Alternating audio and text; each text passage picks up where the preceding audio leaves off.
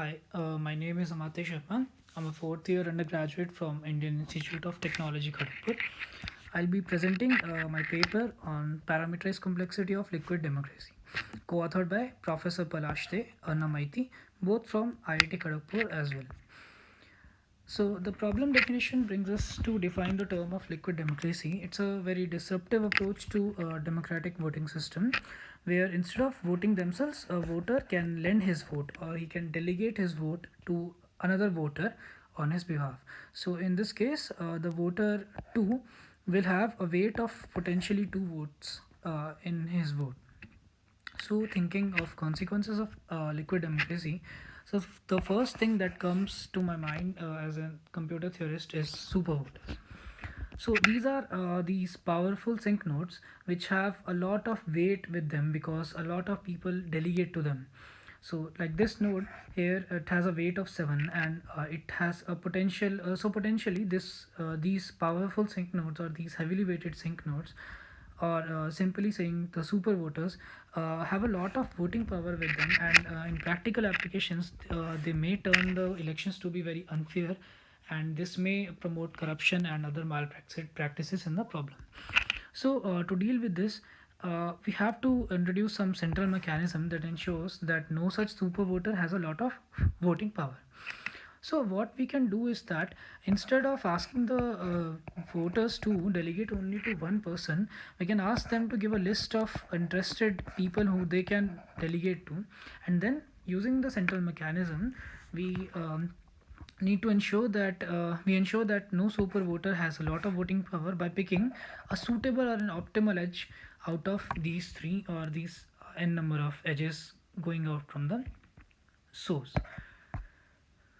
So we view the problem in a very graph theoretic view where the voters represent the vertices of the graph, and there's an edge from a vertex I to j if and only if I delegates his or her vote to j. It should be noted that the graph may also contain cycles, and so the point of finding an optimal solution bounds to finding an acyclic subgraph of the delegation graph such that no such super voter or no such sync node has a lot of voting power. Formally, we call the problem as resolved delegation, where the input is a directed graph G, and we are given with an instance of sync nodes already. I'll call it as T, and the number of sync nodes is represented as T for short, and a maximum weight limit of lambda for weight of each of these nodes. So the goal is to decide whether there exists a spanning subgraph H of G such that H is a forest. So it has trees, directed trees with their roots at these sync nodes from T. And the major condition is that the weight of each of these tree is at most lambda, thereby ensuring that the weight or the weightage of votes of these sync nodes is at most lambda. So as a computer theoretist, the first thing that comes to our mind is of thinking of an approximation, but unfortunately there's an omega log n lower bound on the approximation factor, which has already been proved, and we cannot do better than that. Also, I would like to say that without loss of generality from now onwards in any problem, we are ignoring the isolated vertices, because anyhow using a simple reduction rule, we can remove all these isolated vertices without affecting our problem. So the results are majorly based on the parameters like lambda, t, that is the number of sync vertices, maximum degree delta, maximum out degree as well as maximum in degree delta, tree width, number of edges to be deleted, and number of non-sync nodes. In the end, we also discuss a variant of the problem called fractional delegations, and we provide an LP formulation and thus a polynomial time algorithm for the problem. So the first result is of para-NP hardness with respect to number of sync nodes T. We prove that the problem is NP complete even if we have only 3 sync vertices, and thereby giving a para-NP hardness proof with respect to parameter T. So the problem follows as a result of a reduction from a very popular problem of two vertex disjoint paths. So what is it? We are given a graph, directed graph G, and 4 distinct points S1, S2, T1, T2, And the goal is to decide whether there exists two paths, one from S1 to T1 and S2 to T2, which are vertex disjoint with respect to each other in this graph. And the problem is already proven to be NP complete. We use this mathematical formulation to prove the reduction, but avoiding from going into depths of mathematics in this presentation. For the sake of simplicity, I'll illustrate it through a figure. So the reduction copies the original instance of two vertex disjoint path, graph G as it is, and for each of the end vertices S1, T1, S2, T2, we connect them to path gadgets, which are basically paths of weight 10n or 5n or 15n, depending on our convenience of the reduction. And we apart from that, we connect every vertex from graph G to another path gadget of size 15n called D3. It should be noted that after the reduction, only sync nodes which are left in the graph are T1 dash, T2 dash, and T3 dash. And with a bit of rigorous proving, we prove that there exists a path from S1 to T2 and S2 to T2, S1 to T1 and S2 to T2, which are vertex disjoint if and only if these three nodes T1 dash, T2 dash, and T3 dash has a resulting subgraph which with weights less than equal to 17n, and thus we set lambda in this case, in this reduction, to be 17n. In fact, we can set it to be 16n, but for the sake of safeness, we set the limit of lambda to be 17n. This brings us to our next result, which is an FPT, fixed parameter tractable algorithm, with respect to number of edges to be removed. So initially the number of edges to be removed is this, mod E minus mod V plus mod T. So the branching is done as follows. We pick a vertex of maximum out degree, consider all the outgoing edges from this vertex, partition these outgoing edges into two distinct almost equal sets, and in one of the branch we delete one of the sets, these two sets. Safeness of the algorithm follows from the fact that in the end only one edge comes from every vertex, which is a non-sync vertex. And it should be noted that as far as EREM is greater than 0, that is the number of edges removed is greater than 0, we will have our maximum degree greater than 1, that is at each branch at least one edge is sure to be deleted from the EREM edge. This means in this tree we are dropping the parameter by 1 in every at least one of these branches, which means the depth of this tree is going to be at most k, which is basically EREM. And at each level we are branching into two branches. This gives us time of 2 power k into poly n for the whole algorithm, for the whole branch and round algorithm. So this poly n factor comes from the fact that for processing each of these nodes, we need a potential polynomial runtime for the algorithm. In fact, it can be, I guess, n square with the efficient algorithm. The third result, it's a variation of the problem where instead of only picking one edge in the end with a central mechanism, we allow this vote to be spread in fractions, but the sum should be 1 to the delegations of the voter. So I know it seems like very close to some flow problems, and yes, the LP formulation is very close to max flow min cut linear programming formulations, where we represent each edge, each directed edge with a variable xuv, which means the fractional power delegated from u to v. So what are the constraints which we need to satisfy? The first one, very necessary one, is flow conservation, and the second one is to avoid any negative delegations. So this is how the linear program looks like, and the first two lines ensure that the weight of each sync node, including the number of the sum of the edges incoming to the sync node plus the sync node's own weight, shouldn't exceed, it should be minimized for each of the sync node. The second equation ensures that the vote conservation. The third and fourth equations ensure that no negative delegations are there, and no edges which are given or which are absent in the input are considered in the final solution by assigning them 0 from the initial itself. Fourth result is a very trivial one, which basically says that any yes instance of resolved delegation will have at most lambda t vertices. That is, if n is greater than lambda t, the instance is clear short, no instance. So for that, I need to claim that I told that there are no isolated vertices in the instance. So this means that let's say n is greater than lambda t. So using pigeonhole, we can say that in the resulting graph, if we have trees rooted at the sink nodes, then one of these trees will have weight greater than lambda t by t, that is greater than lambda, which means that it violates the maximum weight allowed on any sink node and directly lays that the instance is a no instance. Fifth result is again a para-NP hardness result with respect to lambda and degree, maximum degree. This means that we prove that the problem is NP complete with lambda is equal to 3 and maximum in degree and out degree to be 3. The reduction follows as a result of reduction from an already NP complete problem of 3B2 SAT. 3B2 SAT is a specific variant of 3 SAT where every literal is allowed to occur exactly 2 times in all the clauses. That is, each variable and its negation occur exactly 2 times in all the clauses each.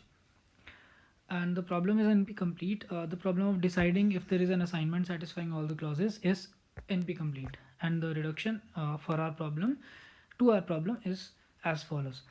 We represent the clauses from the original instance of 3B2 SAT as these yi variables colored as green and the variables colored as orange and ai variables. There are basically 2n variables where n is a number of 2n vertices for the literals where n is a number of variables in the 3B2 SAT instance, and for each variable vertex ai and its negation we introduce the dummy vertices di and di2. So what these dummies do is that they enforce to pick exactly one of the variable and its negation in the final resulting graph. Because we set lambda is equal to 3, we cannot have the clause as well as the dummy vertices delegating to the same node. So this ensures the equivalence that there is a satisfying assignment for each of these clauses if and only if the resolved delegation problem has a yes instance, that is each of these orange vertices has a weight of less than equal to 3. It's very trivial to see that the resulting reduced instance is a directed acyclic graph, that is there are no cycles, and this allows us to expand our problem to the direction the para-NP hardness to bipartite and directed acyclic graphs as well. Now I'll stop and I'll hand over for discussing further results to my colleague and co-author Arnab Maiti. Thank you. Hi, this is Arnab Maiti, and I'll now take over the presentation from here on. So we look at one of our key results, which is the W1 hardness with respect to 3-bit. Okay, so 3-bit is a very important parameter in the parameterized complexity world. So that's why we have. So it's very important to do an analysis with respect to this parameter. So we use this problem called minimum maximum out degree to we reduce from this problem to our problem. So first we look at what this problem is. So we are given an undirected graph, and each edge of this undirected graph has some weight. Okay. Now we have to convert this into a directed graph. Okay, such that the basically the weighted out degree, like the sum of weights of outgoing edges from a vertex, should be at most r. So this should be true for any vertex. Okay, and note that the w's, like the weights, are represented in unary. Okay, so even in this case the problem is W1 hard with respect to 3-bit. Okay, So we will now show like a reduction idea, like what we do. So suppose this is a edge in the original problem instance. So we now convert it to our problem instance in this fashion. So so we see that the weight is 3. So we create 3 vertices and we add direction in this fashion, and then we like create 2 edges to these 2 nodes. Okay, and these will be non-sync nodes. This will become now the sync nodes. And what we showed in the paper is that this is a yes instance if and only if this is the yes instance. Like here our parameter is r, and here I mean it is like the this should be upper bounded by r. Now our lambda becomes r plus 1. Okay, and you can see like it's very easy to observe that the tree width is bounded, like it is a function of this tree width. The tree width of the new instance is a function of the tree width of this instance. So that's why our reduction holds true, and our problem instance, like which is getting created here, is bipartite and it's a directed acyclic graph. So our result even holds for this type of graphs too.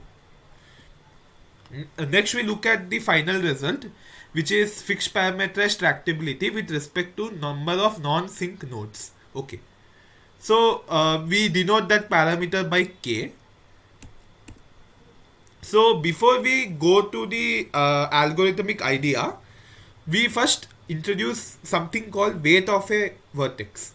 Okay, so this thing you can intuitively you can assume it to be like the number of votes or the power of votes a person is currently accumulating with himself.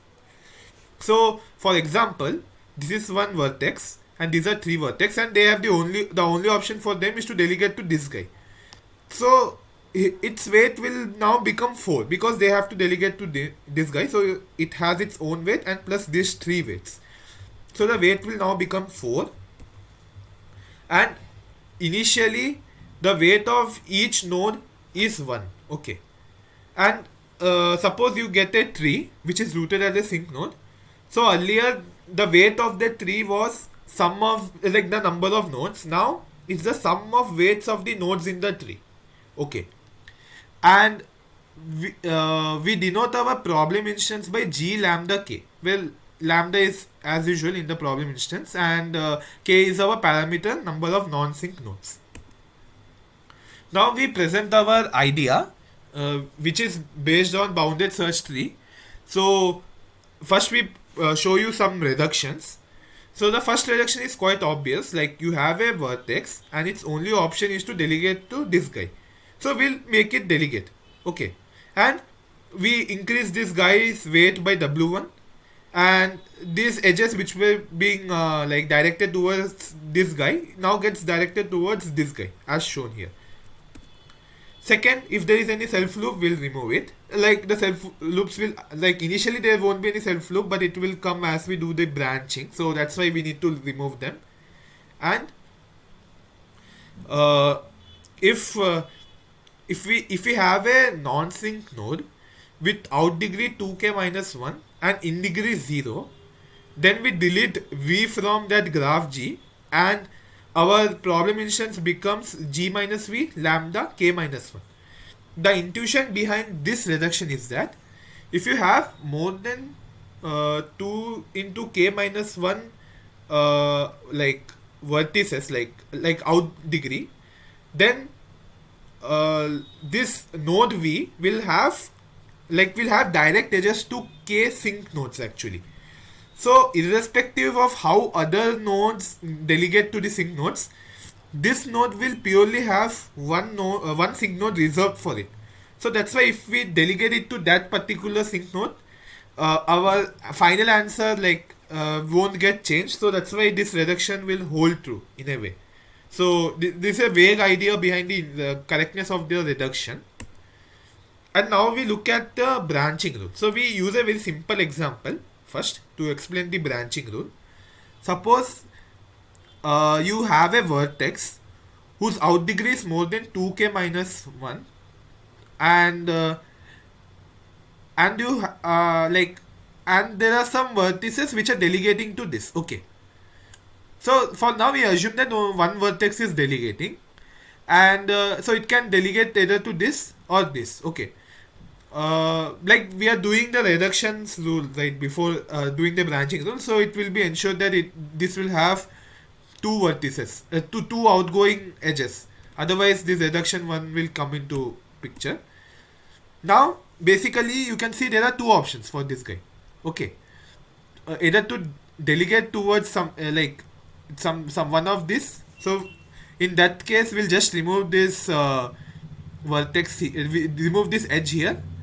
Otherwise, it will delegate to this particular node. So, it will now delegate here. Okay, so it has two options, either not to delegate to this particular vertex or to delegate to this particular vertex. So it has two options.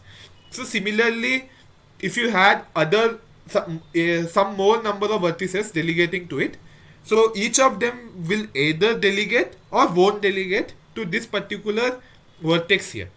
And since the number of non-sig nodes is like upper bounded by k, so you'll have at most 2 to the power uh, k 2 to the power k like the instances or like which is getting created. Okay, in a way, like it's a way, the intuitive idea. So if you have this kind of instance getting created, we can apply reduction 3, which was this, because now the out degree is more than 2 into k minus 1, but the in degree is 0. Otherwise, if you have something of this type where this vertex is delegating towards this particular vertex, then we can apply reduction 1 and reduction 2. So in both the cases, your parameter k is getting reduced by 1. In this case, you will delete this. In this case, you will delete this. So our number of branches is bounded by a function of k. Our at each branching, our parameter is getting reduced by 1. So it's an FPT algorithm with respect to k.